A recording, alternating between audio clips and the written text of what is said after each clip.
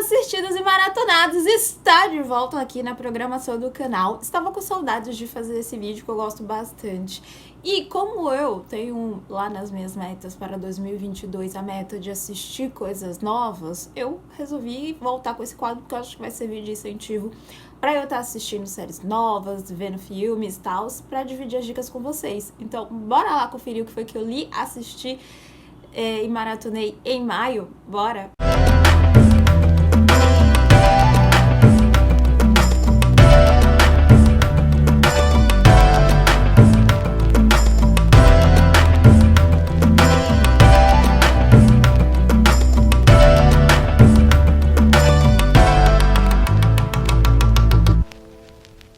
Eu vou aproveitar para, além de contar o que eu li, assisti, maratonei, também contar sobre os meus livros novos, tá? Assim já fica de dica também aí para vocês. Bom, começando com os lidos, eu li em maio 4 livros. Achei que foi uma média razoável, né? O que eu costumo normalmente ler. Os livros desse mês foram um pouquinho mais curtinhos, então também foi um pouquinho mais fácil de conciliar, porque eu voltei a ter aula da faculdade, então eu tive 1,5 mês de férias, deu para ler bastante em abril, mas agora esse mês deu uma surtada. E aí o meu primeiro livro do mês foi Um Caminho para a Liberdade, da Jojo Moyes. Inclusive eu favoritei esse livro lá no meu vídeo de favoritos de maio. E nessa história a gente conhece 4 mulheres que moram numa cidadezinha do Kentucky e que aceitam um desafio muito interessante, muito positivo assim para a vida das pessoas, né, daquela comunidade, que é promover uma biblioteca itinerante, ou seja, a biblioteca tem uma sede e essas moças levam os livros para os lugares mais distantes da cidade, né, as pessoas que moram nas montanhas e tal, como uma forma de fomentar a cultura, a leitura e a educação. É um livro que é muito legal, a história central é essa daí, mas, para dar um contexto a essa história, a gente acompanha paralelamente a vida de uma dessas moças, que é a Alice. A Alice, ela é inglesa, mas vai morar nos Estados Unidos depois de casar com o filho de um magnata americano. E aí ela vai pra lá achando que a vida vai ser maravilhosa. A gente acompanha a história, né, das moças da biblioteca através da ótica principal da Alice, mas também da Marge, que é uma das organizadoras. E aí quando ela chega lá, ela descobre que a vida não é nada do que ela pensava. O casamento não sai, né, nem o mínimo do que é esperado por um casamento. E aí várias coisas vão acontecendo. É um livro que tem várias discussões muito plausíveis e muito interessantes de ver, como a luta pela igualdade de direitos das mulheres, principalmente porque é um livro que a história é ambientada ali entre 1930 e 1935, que é período pós-crise de 29, Grande Depressão, então você tá vendo os Estados Unidos se reestruturando e, claro, toda situação de crise gera um impacto em qualquer sociedade, seja ela uma sociedade desenvolvida, né, um país desenvolvido, como é o caso dos Estados Unidos, seja um país emergente ou um país subdesenvolvido. Isso gera um impacto emocional e psicológico na população. Estamos vivendo isso, estamos vendo isso. E aí, nesse livro, você vê bem, né, essa questão da crise, etc., refletida muito ali, né, na forma como as pessoas interagem com o fato de ler, de aprender e tal. Então, é um livro que traz os insights, né? É um romance, mas ele traz uns insights muito preciosos. E Jojo Moyes, que tava um pouquinho assim, né, tava um pouco chateada com ela, isso deu uma restaurada na nossa relação. Aí eu terminei Um Caminho para a Liberdade e fui ler O Desaparecimento de Stephanie Meyer, do Joe Dicker. Esse também foi um livro favorito de maio, principalmente porque eu amo suspense e esse é o segundo livro do Joe Dicker que eu leio e eu tô apreciando muito os livros desse autor, porque o Joe Dicker, ele escreve um suspense policial de um jeito diferente, sabe?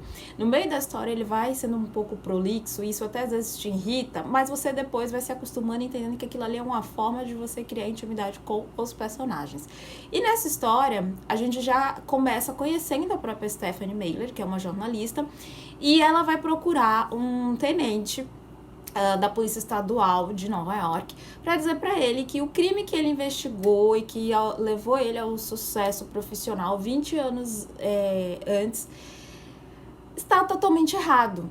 que a pessoa que ele identificou junto com o parceiro dele como o culpado pelo assassinato do prefeito da cidade de Orfia e sua família, e mais a mocinha que estava caminhando na rua, não é aquela pessoa. E que tudo estava tão óbvio, tão na cara dele, que ele não viu. E aí o policial diz, não, você tá louca, isso a gente investigou isso muito bem, não é possível. Ela disse, vocês não viram. E ele fica com aquilo ali, aquela pulga atrás da orelha, ela vai embora. Passam uns dias, ele recebe a notícia de que essa moça está desaparecida. E aí ele fica intrigado com isso, né? Pelo que aconteceu, por ela ter desaparecido no mesmo dia que procurou ele. E ele resolve ir até essa cidade, até Orfia, entender o que está acontecendo. E logo de cara, várias coisas já vão começando a se chocar, né, com esse policial, com o Jesse. Ele também acaba conhecendo a Ana, que é uma policial, né, ela é assistente do chefe de polícia dessa cidade. E a Ana, né, tem uma questão ali dentro daquela cidade, dentro da força policial, porque ela é a única mulher. E as pessoas não, mesmo, e é muito interessante isso, né, vamos agora fazer aquele momento da discussão em paralelo. Eu comecei o vídeo falando de um livro que é ambientado em 1930, que fala justamente sobre isso, sobre problemas de igualdade de direitos, sobre machismo e etc.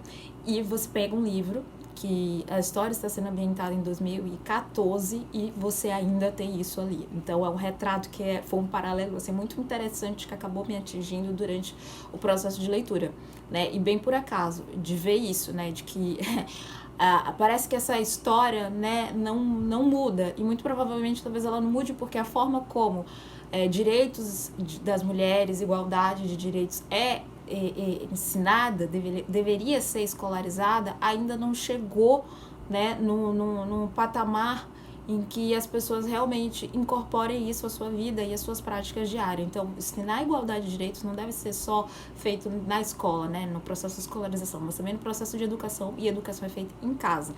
Então, acho que isso é uma coisa que a gente tem que ver. Então, o livro acaba puxando para esse gancho, que eu fiz essa divagação. E aí, o Jesse se interessa pela Ana, a Ana se interessa pela história que o Jesse conta. O Jesse acaba sendo, como eu disse, surpreendido por algumas histórias que acabam embasando para ele que realmente a teoria da Stephanie pode ser verdade e que ela deve ter descoberto alguma coisa que desagradou alguém. E aí a investigação começa. Onde está a Stephanie e o que aconteceu com o prefeito de Orfia, sua família, etc. E, gente, é reviravolta em cima de reviravolta. E vários contornos são apresentados ali, e você vê que no final das contas é mais um jogo realmente mental, de você deixar de olhar o que é óbvio e ver o que está ali por baixo, né, o que é subjetivo. Eu achei esse livro muito legal, diferente de um outro autor que também tem mania de jogar reviravolta em cima de reviravolta, que é o Charlie Donlia. Eu acho que o Joe Dicker consegue criar um mundo, né? Criar uma história imensa e consegue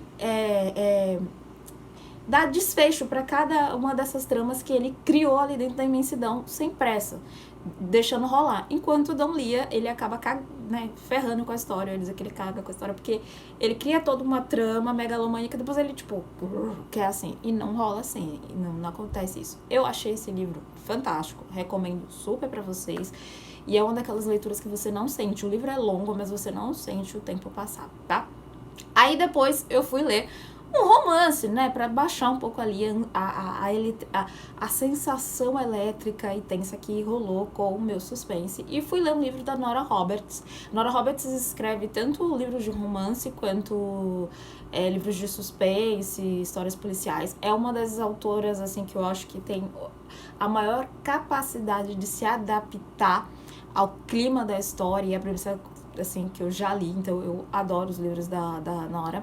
E aí, nesse livro dela que eu li, que é Um Novo Amanhã, ele é o primeiro livro de uma trilogia chamada A Pousada. Nessa história a gente conhece o Beckett Montgomery e os seus 2 irmãos, né? Os 3 irmãos ali, os 3 filhos da família Montgomery, trabalham juntos na empreiteira que o pai criou anos antes, e eles trabalham comprando e reformando imóveis na cidade que eles moram, na cidade de Bloomsbury, e eles reformam esses imóveis, alugam ou colocam novos negócios ali. E eles acabaram de comprar a pousada da cidade, uma pousada histórica que todo mundo gosta, que todo mundo tem boas lembranças com ela, que é o marco daquela cidade. E aí eles estão reformando com a ideia de abrir essa pousada, e só que dentro da pousada tem um fantasma.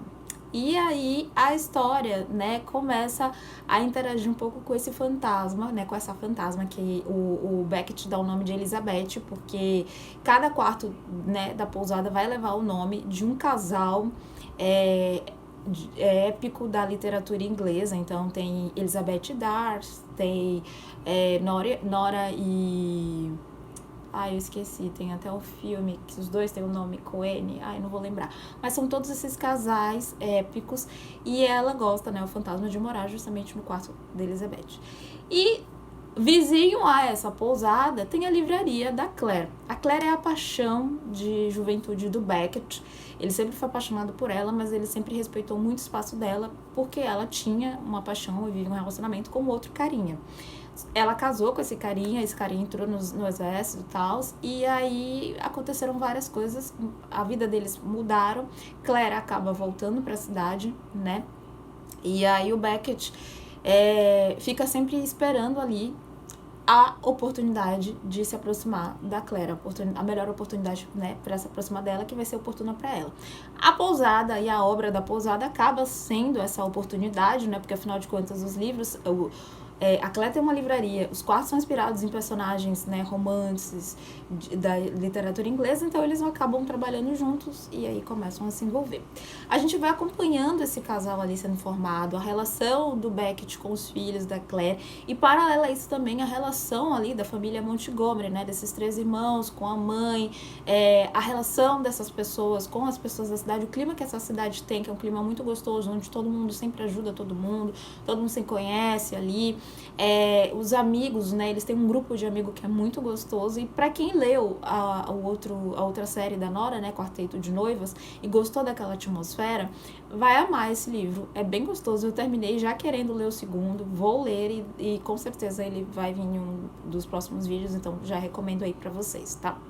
E eu terminei maio lendo A Cova da Minha Irmã, do Robert Daigon. Daigon ou Dugon, não sei, não lembro sobre o nome dele, mas vou colocar aqui. Eu tinha baixado esse livro, assim, não sei quando, nem porquê, nem como eu descobri ele, mas baixei, tava lá no Kindle, e aí nessa coisa de procurar algo pra ler, eu acabei pegando ele, e antes eu dei uma lida prévia pra ter certeza que o título condizia qual é, né, o tema, porque eu queria ler um suspense, sim. E nesse livro a gente conhece a história da Tracy. A Tracy, ela é uma mulher de 40 e poucos anos, que carrega nas costas o peso pelo desaparecimento da irmã mais nova dela, a Sarah. As duas eram super unidas, viviam competindo em competições de tiro. E aí, um belo dia, depois de uma dessas competições, a Tracy tinha 22 anos, a Sarah tinha 18, a Sarah acaba voltando para casa sozinha e a Tracy vai sair com o namorado. E aí, durante esse trajeto entre o torneio de tiro e a casa, né, da família delas, a Sarah acaba desaparecendo e os pais da Tracy acabam culpando ela diretamente pelo que aconteceu. Então, depois desse evento, a Tracy começa a se envolver nas investigações ali do desaparecimento da irmã, e tudo que a polícia vai falando para a família dela, que tá descobrindo, até quem a polícia aponta como suspeito, pra Tracy não faz sentido, sabe? Ela sente que tem coisas que não condizem ali na investigação. Bom, a Tracy transforma isso como o objetivo da vida dela, muda toda a vida dela em nome de descobrir o que aconteceu com a irmã, e a gente vai acompanhando isso. A Tracy reinvestigando essa história, a Tracy entrando pra polícia e como detetive da homicídios, né, se envolvendo também em outros casos um pouco parecidos com o caso da irmã dela, e é um daqueles livros, assim, bem interessantes. É um livro que o processo de leitura dele é gostoso, ele oscila entre o tempo presente e o passado para você contextualizar e entender o que foi que aconteceu, e também, claro, julgar se a polícia errou ou não, errou na investigação. Eu gostei, mas, claro, achei que tinha algumas coisas que poderiam ter sido melhor exploradas, sabe? Eu não sei se essa foi uma característica só desse livro ou se é um perfil desse autor. É o primeiro livro do Robert Cleio, mas assim, no geral eu achei que é um bom suspense introdutório para quem quer começar a ler suspense. Não tem cenas muito gráficas, então as cenas não são tão bem assim, descritas sobre como o corpo é achado, sobre as condições que que as coisas acontecem e tal, mas é um livro legal e você vai ficar curioso para descobrir, então para quem quer começar a ler suspense, eu recomendo, tá? Agora falando dos meus assistidos, esse mês eu assisti 4 filmes, um deles eu fiquei apaixonada e também favoritei, que foi Cruella, da Disney. Inclusive até Cruella foi parar na minha sessão de terapia, porque eu comentei isso com a minha terapeuta de que eu tô adorando essas novas versões que a Disney está fazendo em live action, mostrando as vilãs por uma outra ótica, né? Diz que tudo depende, né? Toda a história sobre comportamento e personalidade depende do contexto em que é aplicado. Então você não pode generalizar ali porque depende do contexto. E a Disney faz isso. Ela tira aquelas vilãs que a gente aprendeu durante a infância assistindo contos de fadas a não gostar, né? Não vou dizer odiar porque eu acho que é uma palavra muito forte, a não gostar, coloca em um outro contexto para fazer você entender o seguinte: tá, sabe por que essa pessoa é assim? É porque que ela passou por isso aqui. E com Cruella, isso acontece assim de forma bem intensa. Todo mundo assistiu o desenho do 101 Dálmatas, Disney Club, o filme, etc. E você vê em Cruella ali a história de uma garota que passou por diversas situações complicadas, de bullying, situações traumáticas, que teve que fazer o impossível para sobreviver e ressurgir das cinzas como uma fênix, mas a vida não foi fácil, né, para ela. Então, é uma história que eu achei incrível, eu gostei muito da construção visual da fotografia, inclusive no vídeo de favoritos, quando eu falei sobre ele, né, mencionei que eu fiz esse link mental ali com a história da Vivienne Westwood, sim, aquela da Melissa, né, todo mundo conhece a Vivienne Westwood por causa da Melissa, mas a Vivienne faz um monte de coisas, inclusive vestidos de noiva, e é uma das referências do Puck. E aí eu comentei, e aí depois olhando na internet, eu vi que realmente muitas pessoas fizeram esse link com a Vivienne e tal, então eu achei um filme bem construído e amei, recomendo super, Cruella, da Disney, tá?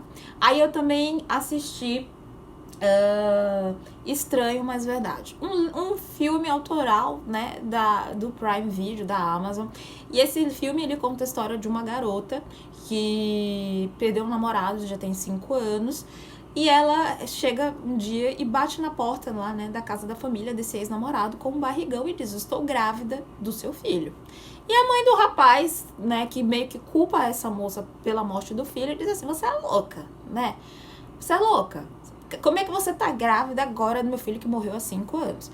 E aí ela tenta convencer a família, ela conta que foi uma experiência sobrenatural e tal, que ela foi numa vidente, a vidente falou pra ela e tudo, que essa criança era desse rapaz e tal, e nananã. E aí a mãe dele, obviamente, não acredita nisso, não é um filme sobrenatural, não é um filme espiritualista nem nada, gente, é um suspense. E aí a mãe, óbvio, do rapaz resolve investigar essa história.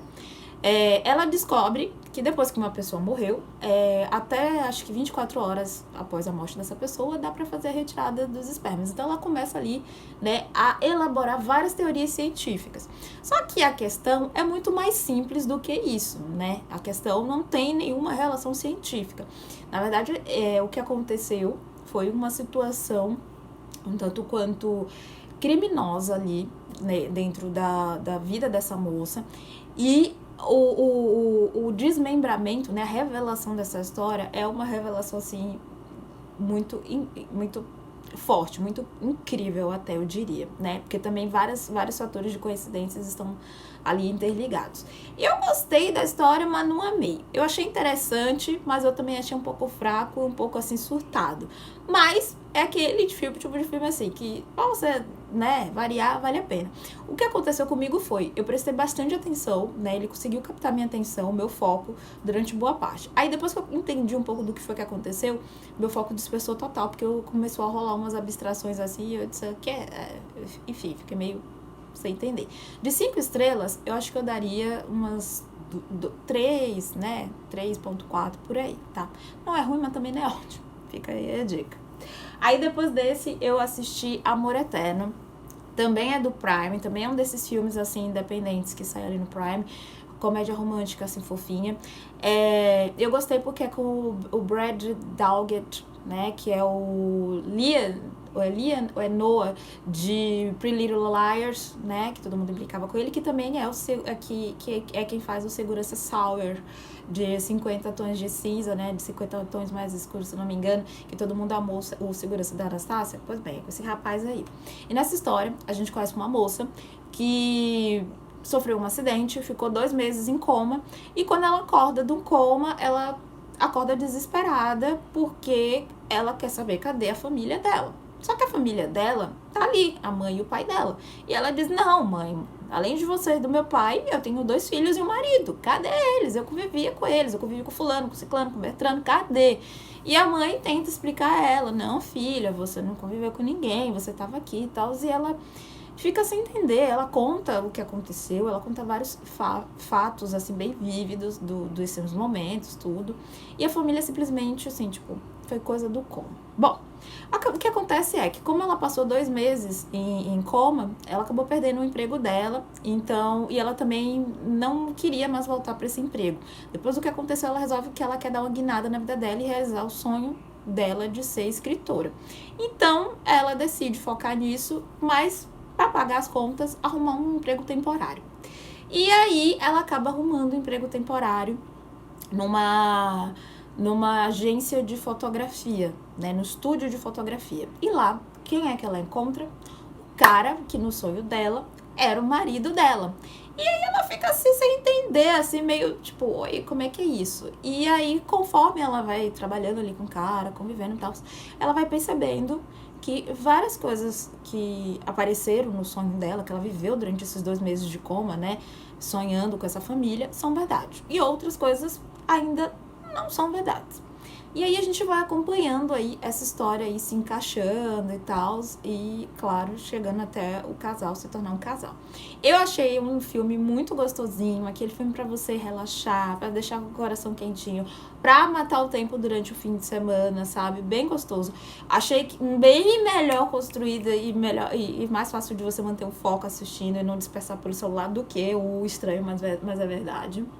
Gostei. Eu diria que de 5 estrelas eu daria 4,5, sabe?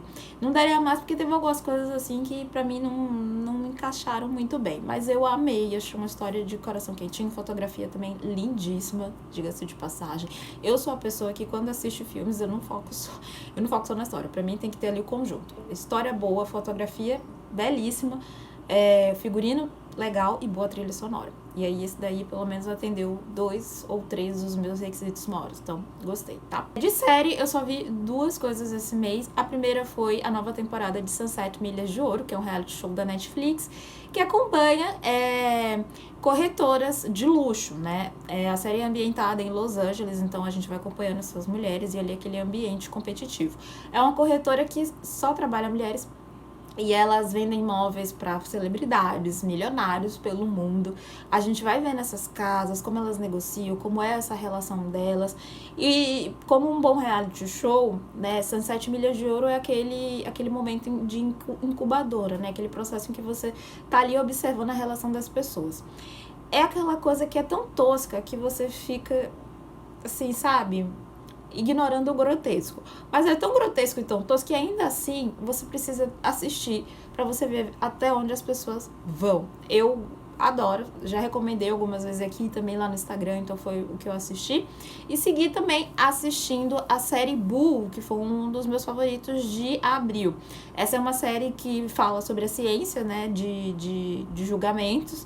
E conta a história de um psicólogo que tem isso, uma consultoria de julgamentos, onde eles tentam montar estruturas e estratégias para convencer júris e juízes e etc. que uma pessoa é inocente, sendo que ela é inocente, né? Mas o cenário não é favorável para ela.